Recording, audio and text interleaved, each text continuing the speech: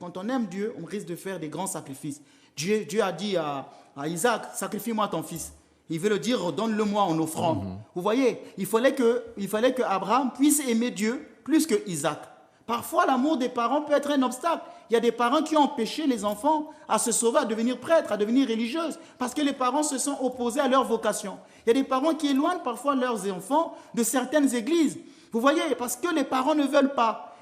L'amour de Dieu éteint l'amour des parents. Quand j'étais au monastère au Congo, j'étais en train de garder ma mère qui était dans le coma. Pendant 4 mois, ma mère était dans le coma et j'étais là à l'hôpital. Tous les jours, je devais la garder. Je priais pour elle tous les jours. Et un jour, mon père spirituel, le père Télogos, m'appelle et me dit, ça fait 4 mois que tu as quitté le monastère pour garder ta maman. Je t'ordonne de rentrer au monastère. Si tu ne rentres pas au monastère, alors je te renvoie du monastère.